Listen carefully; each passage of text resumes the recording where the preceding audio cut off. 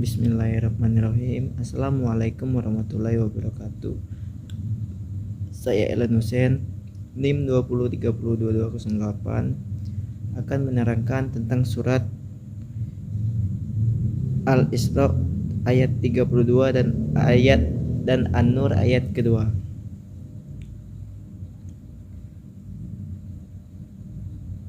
Di dalam surat Al-Isra ayat 32 yang berbunyi sebagai berikut: wala taqrabu sana innahu kana isyata wasa'a sahil, yang artinya, dan janganlah kamu mendekati zina. Zina itu sungguh suatu perbuatan keji dan suatu jalan yang buruk. Quran surat Al-Isra ayat 32. Dalam ayat ini Allah Subhanahu wa taala melarang para hambanya mendekati perbuatan zina. Maksudnya ialah melakukan perbuatan yang membawa pada perzinahan, seperti pergaulan bebas tanpa batas antara laki-laki dan kaum perempuan, membaca bacaan yang merangsang, dan menonton tayangan sinetron atau film yang membuat kita menjadi gairah. Allah juga memberikan alasan kenapa zina itu dilarang. Alasan yang disebut di akhir ayat ini benar-benar perbuatan yang keji yang mengakibatkan banyak kerusakan. Berikut dampak perbuatan zina yang merusak semua sendi kehidupan. Yang pertama ialah merusak garis keturunan. Yang kedua, menimbulkan kegoncangan dan kegelisahan dalam masyarakat. Yang ketiga, merusak ketenangan hidup berumah tangga. Dan yang terakhir ialah menyebarkan penyakit kelamin. Yang kedua ialah surat An-Nur ayat kedua. Surat An-Nur ayat kedua ini berisi tentang perintah Allah SWT untuk mendera pezina perempuan dan pezina laki-laki masing-masing 100 kali. Maksudnya ialah antara pezina perempuan dan pezina laki-laki ialah jika mereka melakukan perbuatan zina, maka mereka akan dihukum cambuk sebanyak 100 kali. Yang kedua ialah orang yang beriman dilarang berbelas kasihan kepada keduanya untuk melaksanakan hukuman Allah SWT. Di antara orang-orang berbuat zina, kita sebagai orang muslim tidak perlu berkasihani terhadap orang yang berbuat zina dalam melaksanakan hukuman Allah Subhanahu wa taala. Pelaksanaan hukuman tersebut disaksikan oleh sebagian orang-orang yang beriman. Perbuatan zina ini merupakan perbuatan kriminal atau jarima yang dikategorikan hukuman hudud, yakni sebagai jenis hukuman atas perbuatan maksiat yang menjadi hak Allah Subhanahu wa taala. Adapun hadis yang terkait dalam surat Al-Isra ayat 32 dan surat An-Nur ayat 2 ialah orang yang berbuat zina imannya keluar dari jasadnya. Bismillahirrahmanirrahim. Anna sahidabna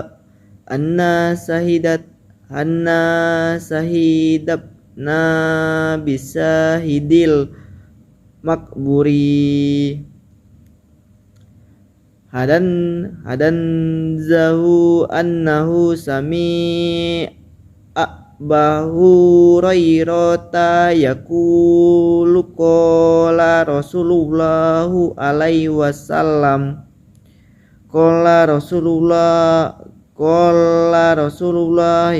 alaihi wasallam Iza iza zanar rajulu roja minhul ihman kan kana alaihi kadzalik kana kana alaihi kadzolati fa iza anta roja'a ilaihil ihman.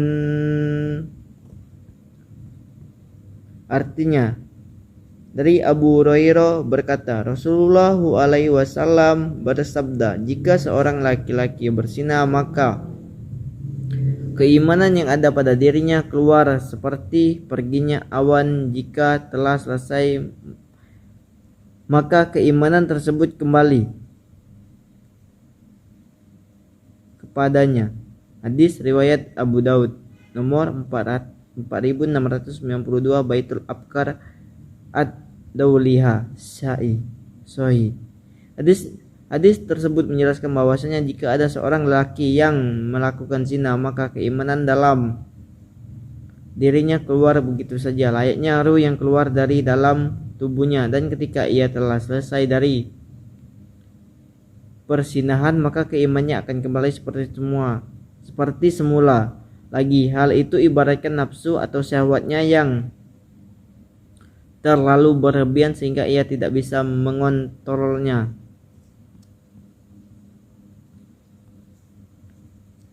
Sekian penjelasan dari saya tentang kelompok 8, yaitu tentang mengenai surat Al-Isra ayat 32 dan surat An-Nur ayat kedua. Saya akhiri, wabillahi taufiq walhidayah. Wassalamualaikum warahmatullahi wabarakatuh. Bismillahirrahmanirrahim. Assalamualaikum warahmatullahi wabarakatuh. Saya Erlan Husain, NIM 20302208, akan mempresentasikan makalah kelompok 9 yang berjudul tentang isi kandungan surat Az-Zumar ayat 39 dan surat At-Taubah ayat 105. Adapun surat Az-Zumar ayat 39 ialah sebagai berikut. Bismillahirrahmanirrahim. Qul ya qaumi ahlu ala makanatikum inna amil fasaufa ta'lamun, yang artinya, katakanlah, hai kaumku, bekerjalah sesuai dengan keadaanmu, sesungguhnya aku akan bekerja pula, maka kelak kamu akan mengetahuinya. Penjelasan ayat di atas menggambarkan posisi Nabi Muhammad SAW ketika berhadapan dengan orang-orang musyrikin Mekah yang menyembah berhala. Untuk mempertegas posisi itu, Allah memerintahkan kepada Nabi Muhammad SAW agar menyampaikan kepada kaumnya untuk mengerjakan apa yang ingin mereka kerjakan, dan Nabi mengerjakan apa yang Nabi kerjakan.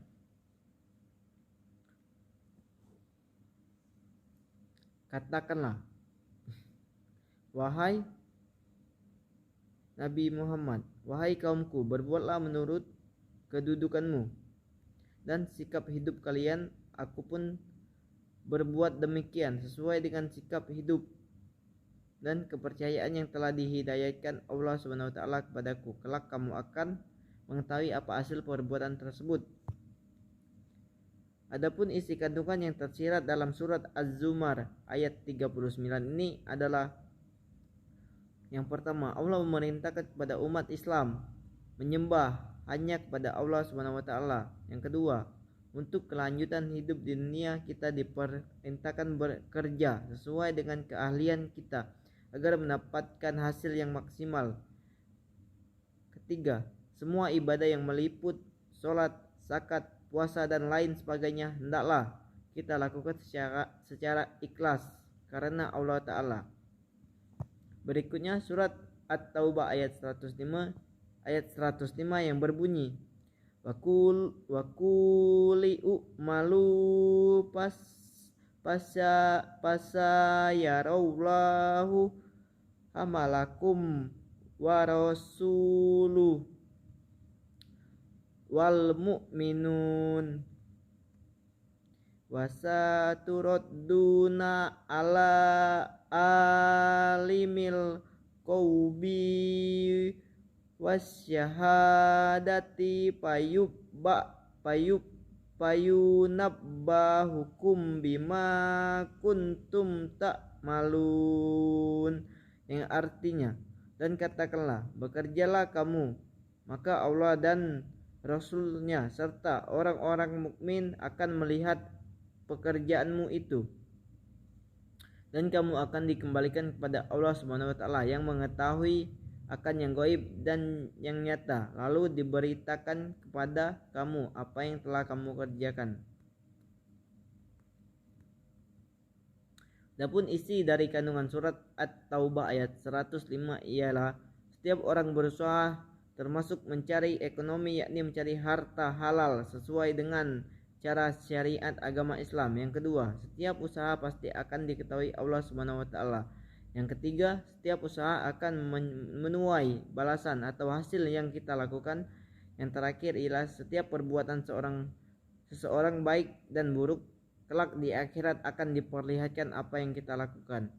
Mungkin sekian pembahasan dari saya dalam mempresentasikan makalah kelompok 9 ini. Apabila ada kata yang salah saya mohon maaf, kepada Allah saya mohon ampun. Saya akhiri, wabillahi taufiq wal hidayah. Wassalamualaikum warahmatullahi wabarakatuh. Bismillahirrahmanirrahim. Assalamualaikum warahmatullahi wabarakatuh. Saya Elan Hussein NIM 20302208 akan menjelaskan makalah kelompok 10, yaitu tentang surat Yunus ayat 40 sampai 41 dan surat Al-Maidah ayat 32. Adapun isi kandungan dari surat Yunus ayat 40 sampai 41 ialah: yang pertama, manusia terbagi menjadi dua golongan. Ada yang beriman kepada Al-Quran dan ada yang tidak beriman. Yang kedua, Allah Maha mengetahui siapa yang berbuat kerusakan. Yang ketiga, orang-orang yang tidak beriman adalah para pembuat kerusakan terbesar. Yang keempat, Allah memerintahkan Rasulullah dan kaum muslimin untuk menjauhi orang yang mendustakan Al-Quran dan menjauhi perbuatan mereka. Yang kelima, Allah memerintahkan Rasulullah dan kaum muslimin untuk berlepas diri dari perbuatan orang-orang yang tidak beriman. Yang keenam, setiap amal akan ada konsekuensi dan balasan.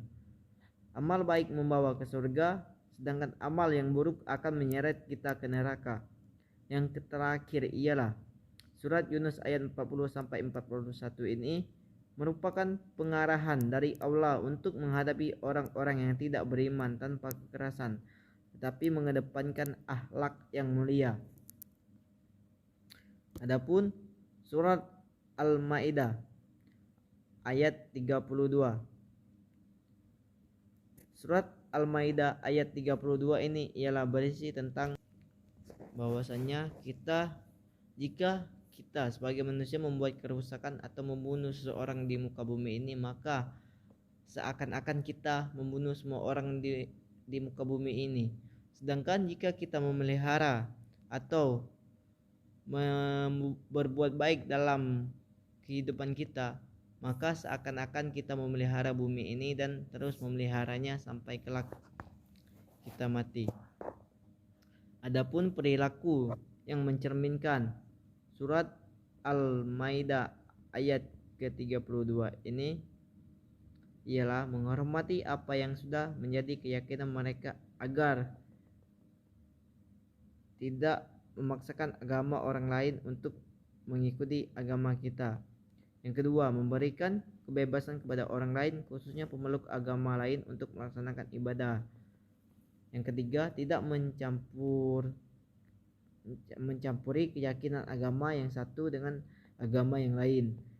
Yang keempat, selalu berusaha berbuat baik, karena semua yang kita kerjakan akan mendapatkan balasan dari Allah Subhanahu wa taala. Intinya ialah kita harus bersikap toleransi sesama umat beragama.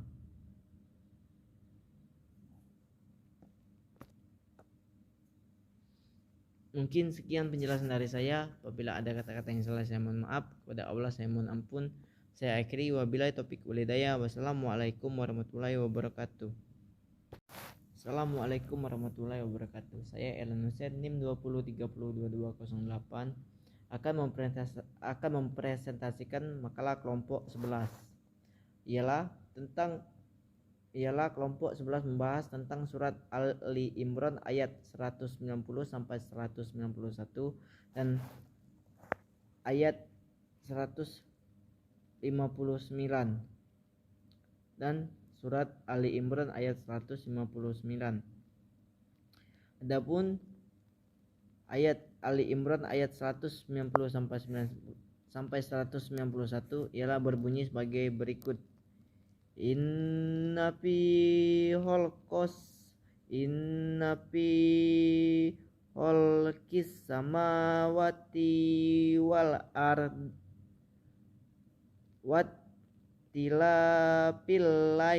pilali wan nahari la ayati lihalil ababi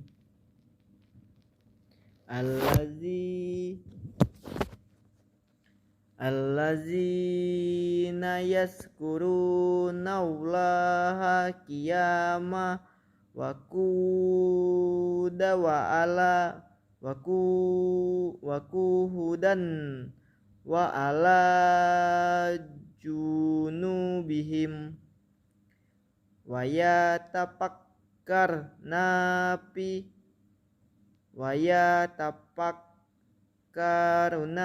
fi khalqis samawati wal ard Rabbana ma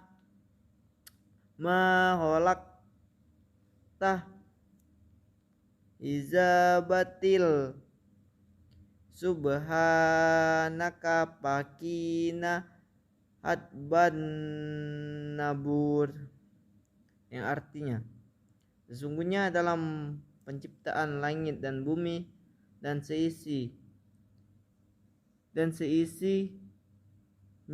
berganti malam dan siang, terdapat tanda-tanda bagi orang-orang yang berakal, yaitu orang-orang yang mengingat Allah Subhanahu wa taala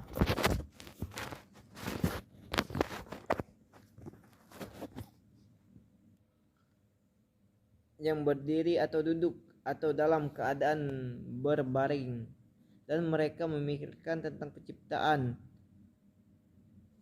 seraya berkata, ya Tuhan kami, tiadalah Engkau menciptakan ini dengan sia-sia, maha suci Engkau, maha peliharalah kami dari siksa neraka. Quran surat Ali Imran ayat 190 sampai 191. Adapun isi kandungan dalam surat Ali Imran ayat 190 sampai 191 ialah penciptaan langit dan bumi serta pergantian malam dan siang merupakan tanda kekuasaan Allah Subhanahu wa taala. Tiada kekuasaan Allah di dalam semesta ini, hanya diketahui oleh ulul aibab. Ulul aibab adalah orang yang bersikir dan berpikir. Ia selalu ingat kepada Allah Subhanahu wa taala dalam segala kondisi, dan ia juga mempergunakan akalnya untuk memikirkan penciptaan alam semesta. Tafakur atau berpikir yang benar akan mengantarkan pada kesimpulan bahwa Allah menciptakan sesuatu tidak ada yang sia-sia, semuanya benar, semuanya yang bermanfaat. Tafakur atau berpikir yang benar juga melahirkan kedekatan kepada Allah Subhanahu wa taala, memperbanyak doa kepada Allah Subhanahu wa taala. Berikutnya ialah surat Ali Imran ayat 159 yang berbunyi, Bismillahirrahmanirrahim. Babima ra'atim manallahi lintallahum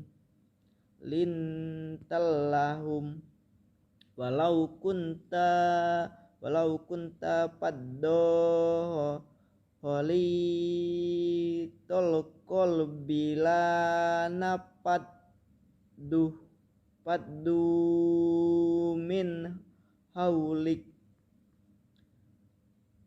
pa'puan hum wasta'fir lahum wasawirhum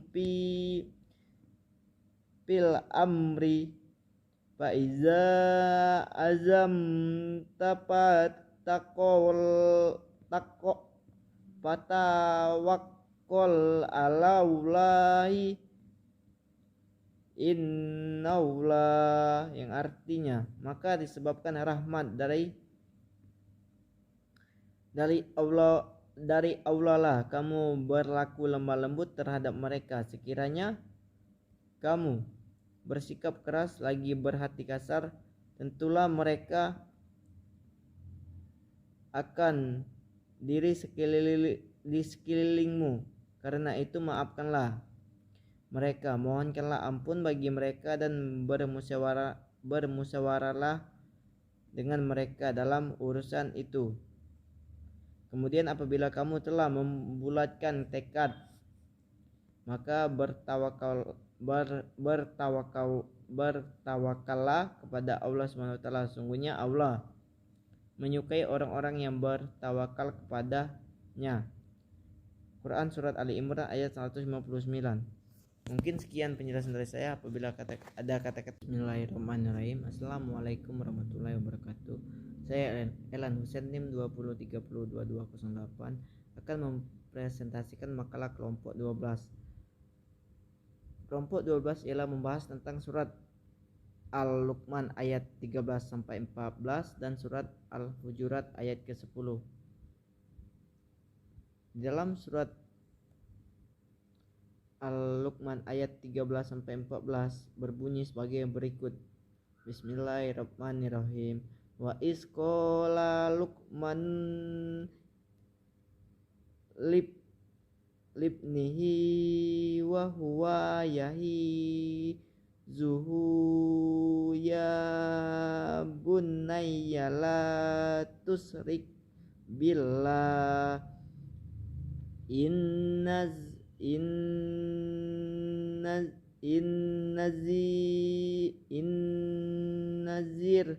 kalasul hatim wawazzoinal insana baqolidaini hamalat ummuhu na ala wahni pazi wapi zoluhupi hamaini aniskur liwalidaina daika ilayyal mazir, yang artinya, dan ingatlah ketika Luqman berkata kepada anaknya di waktu ia memberi pelajaran kepadanya, hai anakku, janganlah kamu mempersekutukan Allah. Sesungguhnya mempersekutukan Allah adalah benar-benar kezaliman yang besar, dan kami perintahkan kepada manusia berbuat baik kepada dua orang ibu bapaknya. Ibunya telah mengandungnya dalam keadaan lemah yang bertambah-tambah dan menyapinya dalam 2 tahun. Bersyukurlah kepadaku dan kepada kedua orang tuamu, ibu bapakmu, hanya kepada pula kembali. Quran Surat Luqman ayat 13 sampai 14.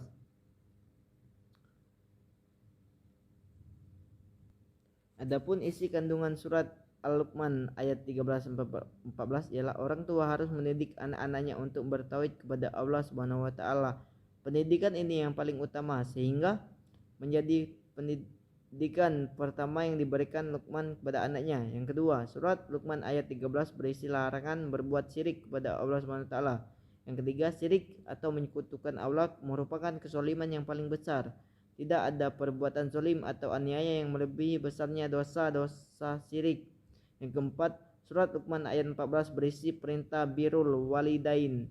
Seorang anak wajib berbakti kepada kedua orang tuanya, terutama kepada ibu dan telah mengandungnya, melahirkan dan menyusui dengan penuh susah payah. Yang kelima, wajib bersyukur kepada Allah SWT, menerima kasih kepada orang tua. Yang keenam, ayat ini mengingatkan bahwa semua manusia akan kembali kepada Allah untuk mempertanggungjawabkan perbuatannya. Berikutnya surat Al-Hujurat ayat 10 yang berbunyi sebagai berikut. Bismillahirrahmanirrahim. Innamal mu'minuna wa fahaslihu abaina ahraqaukum wa attaqullaha la'allakum turhamun, yang artinya orang-orang beriman itu sesungguhnya bersaudara, sebab itu damaikanlah, perbaikilah hubungan antara kedua saudaramu itu, dan takutlah kepada Allah supaya kamu mendapatkan rahmatnya.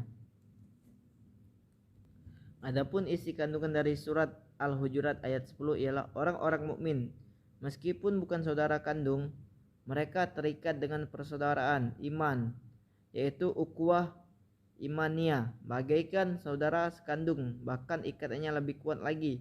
Yang kedua, ketika ada orang mukmin berselisih dan bertikai, kewajiban bagi mukmin lainnya untuk mendamaikan mereka, terutama pemimpin kaum muslimin, mereka yang paling wajib mendamaikan. Yang ketiga, pertikaian bisa terjadi bahkan di antara dua orang, meskipun yang bertikai dua orang, wajib bagi mukmin untuk mendamaikan mereka jika yang bertikai banyak orang. Apalagi jika yang bertikai banyak orang. Mungkin sekian penjelasan dari saya pada kelompok 12 ini. Apabila ada kata-kata yang salah, saya mohon maaf. Kepada Allah saya mohon ampun. Saya akhiri, wabillahi taufiq wal hidayah. Wassalamualaikum warahmatullahi wabarakatuh. Bismillahirrahmanirrahim. Assalamualaikum warahmatullahi wabarakatuh. Saya Elan Hussein, NIM 203022208, akan mempresentasikan makalah kelompok ke-13, yaitu tentang surat Al-Baqarah ayat ke-83 dan surat Al-Maidah ayat ke-48. Adapun penjelasan tentang surat Al-Baqarah ayat 83 ialah surat ini merupakan surat kedua dalam Al-Quran. Surat Al-Baqarah termasuk surat Madaniyah. Surat terpanjang dalam Al-Quran ini mengatur banyak hal dalam kehidupan masyarakat. Surat Al-Baqarah ayat ke-83 adalah ayat yang mengajarkan untuk berbuat baik kepada manusia dan perjanjian Bani Israel untuk bertauhid kepada Allah SWT.